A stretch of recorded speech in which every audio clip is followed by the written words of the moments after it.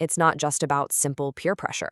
Psychologists have found that there are actually 3 different ways we conform, and each one goes a little deeper than the last. Right, so conforming isn't just this one-size-fits-all thing. A psychologist named Herbert Kellman figured out that there are actually 3 different levels to it, and we're going to start with the most shallow one. Okay, so this first level is called compliance. This is you at a party, and everyone is going on and on about how great a football team is. You couldn't care less about sports, but you just chime in, oh yeah, they're awesome. You're just going along to get along. Publicly, you agree. But privately, nothing has changed. Now, let's go one step deeper. This is identification. This happens when you join a group that you really admire and you start to actually adopt their way of thinking because you want to be like them. A classic example is a soldier who fully embraces the mindset and values of their unit. They really believe it, publicly and privately. But here's the catch. Often, once they leave the army, they might go back to their old ways. The conformity is tied directly to being in that group. And finally, we have the deepest level of all, internalization. This is what you could call true conformity. It's when you're exposed to a group's beliefs, you think about them, and you genuinely absorb them as your own. A really powerful example of this is a religious conversion. It's a huge shift that becomes a core part of who you are, whether that group is around you or not. It's for real. Okay, so now we know how we conform, but the really big question is, why? What is driving us to do this? Luckily, a couple of psychologists, Deutsch and Gerard, came up with a really brilliant 2-part explanation that just nails it. So it really just boils down to 2 fundamental human needs. On one hand, you've got ISI, which is our deep-seated need to be right. You can think of this as the head. And on the other hand, you've got NSI, our equally powerful need to be liked. And that's the heart.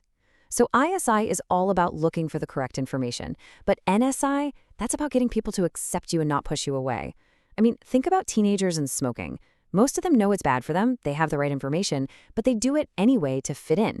That's NSI in action, and it's incredibly powerful.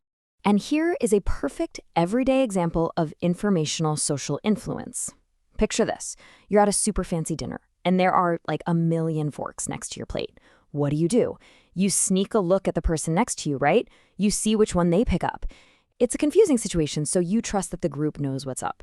You're conforming because you just want to be right. Now, this whole need to be right thing isn't just a theory. It's actually been proven in some really cool classic experiments. Let's check out this one simple but kind of brilliant study that shows just how strong this pull is. Okay, so let me walk you through this study by a researcher named Jenis. It's so clever. First step, he got a bunch of people to secretly, on their own, guess how many jelly beans were in a big jar. Easy enough. Step 2, he put them all in a room to talk about their guesses and come up with one group estimate. And now, for the really crucial part, step 3, he asked them all to go back and make a second private guess. So, what do you think happened? And boom, there it is. Almost every single person's second guess shifted to be way closer to the group's estimate. See, when you're faced with a tricky task like who knows how many jelly beans are in a jar, you look to the group for answers. You assume the collective wisdom is probably more accurate than your own shot in the dark. It's a perfect demonstration of informational social influence. All right, let's pull all this together. What does this actually mean for us just living our day-to-day lives? So here's the bottom line. Conformity isn't just one simple thing. We do it on different levels, from just complying on the surface to truly, deeply internalizing a belief. And it's all powered by 2 of our most basic human needs. The need to be correct, that's your informational influence, and the need to be liked and accepted, and that's your normative influence. It's this constant negotiation that we're all doing all the time, probably without even realizing it. And that leaves us with one last kind of big question.